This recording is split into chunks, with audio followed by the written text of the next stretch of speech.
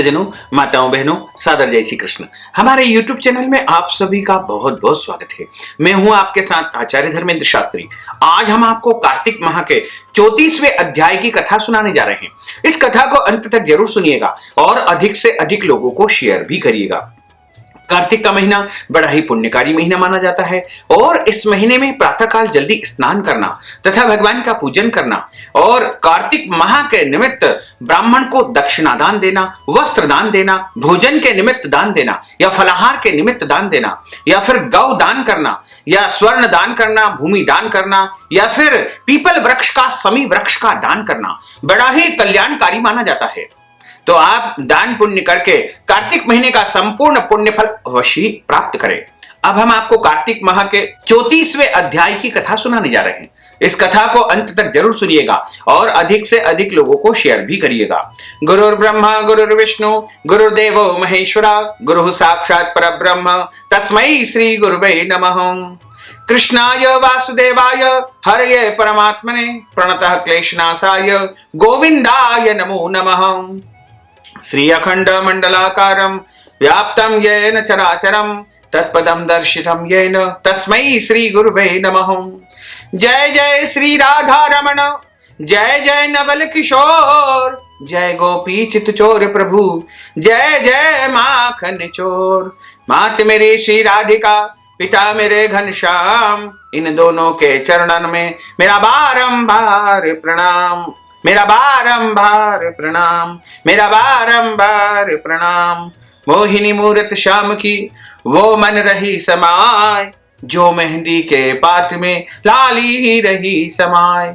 धन यौवन एक दिन उड़ जाएंगे जैसे उड़े कपूर, मन मूर्ख तू राम भज क्यों चाटे जगधूर। राम कृष्ण दो एक है अंतर नहीं निमेश, इनके नयन गंभीर है उनके चपल विशेष। बोलिए श्री वृंदावन बिहारी लाल की जय, गोपाल कृष्ण भगवान की जय, द्वारकाधीश भगवान की जय।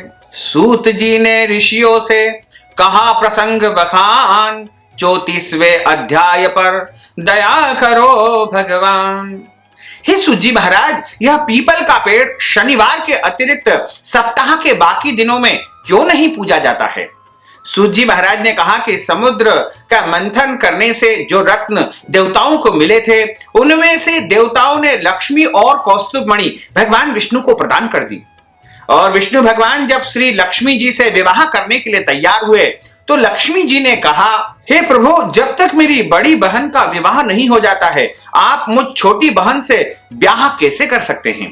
इसलिए आप पहले मेरी बड़ी बहन का ब्याह करवा दीजिए, बाद में मुझसे विवाह कर लीजिएगा, क्योंकि यह प्राचीन नियम है। जब तक बड़ी बहन का विवाह नहीं हो जाता है, तब तक छोटी बहन का कैसे विवाह होगा? सूत जी महाराज कहते हैं कि लक्ष्मी जी के ऐसे वचन को सुनकर के भगवान विष्णु ने लक्ष्मी जी की बड़ी बहन का ब्याह उद्दालक ऋषि के साथ में कर दिया।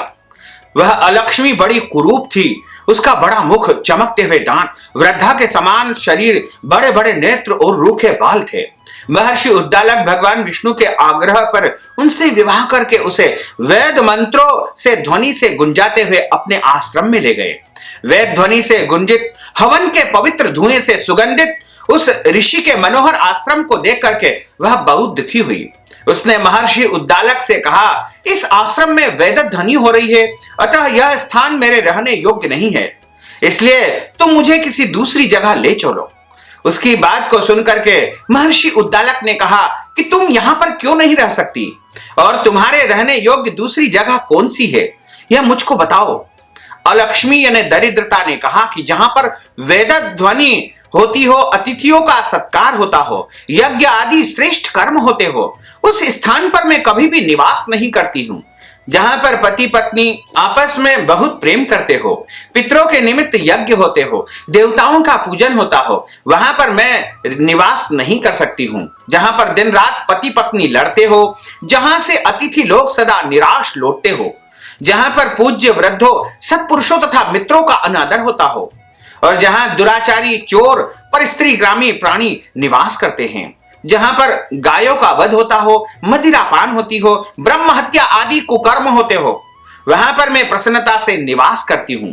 सूत जी महाराज ने कहा कि इस प्रकार अलक्ष्मी यानी दरिद्रता के वचन को सुन करके उद्दालक का मन खिन्न हो गया।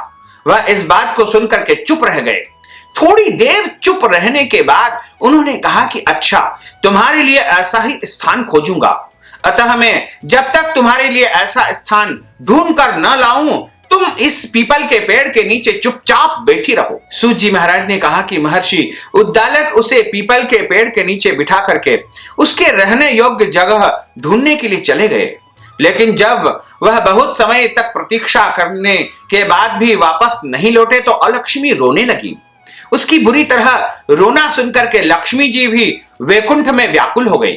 उन्होंने दुखी होकर के भगवान विष्णु से कहा कि हे प्रभु, मेरी बड़ी बहन अलक्ष्मी पति के त्याग देने से अत्यंत दुखी हो गई है। हे नाथ, यदि मैं आपकी प्रिय पत्नी हूं तो आप उसे आश्वासन देने के लिए उसके पास चलिए। पत्नी की प्रार्थना को सुन करके कृपा सिंधु भगवान लक्ष्मी जी को साथ लेकर के उसी पीपल वृक्ष के पास में पहुंच गए जहां पर अलक्ष्मी बैठ करके रुदन कर रही थी, रो रही थी।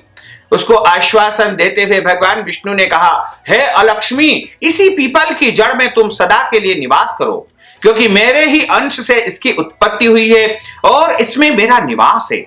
प्रतिवर्ष गृहस्थ लोग तुम्हारा पूजन करेंगे और उन्हीं के घर में तुम्हारी छोटी बहन निवास करती है।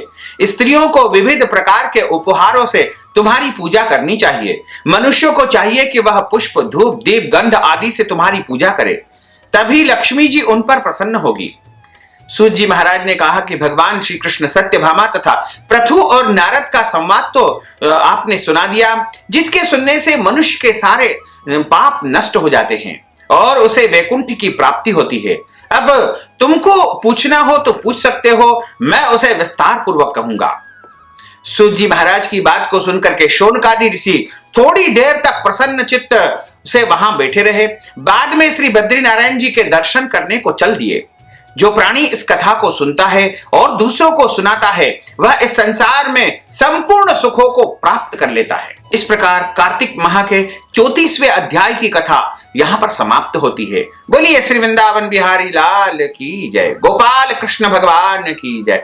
अच्युतम केशवम राम नारायणम कृष्ण दामोदरम वासुदेवम हरे, श्रीधरम माधवम गोपिका वल्लभम, श्री जानकी नायकम श्री रामचंद्रम भजे, जानकी मनोहरम सर्वलोक नायकम, श्री शंकरादि सेवितम पुण्य नाम कीर्तनम, श्री राम राम राम राम राम नाम तायकम, राम कृष्ण वासुदेवा भक्ति मुक्तिदायकम, राम कृष्ण वासुदेवा भक्ति मुक्तिदायकम, राम कृष्ण वासुदेवा भक्ति मुक्तिदायकम। बोलिए श्री वृंदावन बिहारी लाल की जय, गोपाल कृष्ण भगवान की जय, श्री राधे रानी सरकार की जय, श्री गिरिराज धरण की जय, श्री यमुने महारानी की जय, श्री वल्लभाधीश की जय, श्री गुसाई जी महाराज की जय। धर्म की जय हो, अधर्म का नाश हो, प्राणियों में सद्भावना हो, विश्व का कल्याण हो, सनातन धर्म की जय हो, गौ माता की जय हो, नगर बस्ती की जय हो, आज के आनंद की जय हो, कल के आनंद की जय हो, परसों के आनंद की जय हो, बरसों बरसों के आनंद की जय हो। नमः पार्वती पते, हर हर महादेव हर। भक्तजनों, माताओं, बहनों, आपने जो ज्ञानवर्धक कथा का श्रवण किया है, कथा सुनने के बाद यदि आप ब्राह्मण को दान दक्षिणा देना चाहते हैं, या फिर आप ब्राह्मण भोजन करवाना चाहते हैं, या कार्तिक माह के निमित्त आप वस्त्र दान करना चाहते हैं, गौ दान करना चाहते हैं, शमी पत्र का वृक्ष दान करना चाहते हैं, या पीपल का वृक्ष आप दान करना चाहते हैं, तुलसी दल का यदि आप दान करना चाहते हैं, या फिर कोई भी दान पुण्य यदि आप कार्तिक माह के निमित्त करना चाहते हैं, तो आप हमारे पेटीएम के माध्यम से, गूगल पे के माध्यम से, फोन पे के माध्यम से या अकाउंट नंबर के माध्यम से सीधे सीधे धन राशि पहुंचा करके कार्तिक माह का संपूर्ण पुण्य फल आप प्राप्त कर सकते हैं। साथ ही आपसे अनुरोध है कि इस ज्ञानवर्धक वीडियो को अधिक से अधिक लोगों को शेयर करिएगा, लाइक करिएगा, कमेंट करिएगा, और यदि अभी तक आपने सब्सक्राइब नहीं किया तो अभी और इसी समय सब्सक्राइब अवश्य कर लीजिए। आपको और आपके पूरे परिवार को सादर जय श्री कृष्ण, सादर धन्यवाद।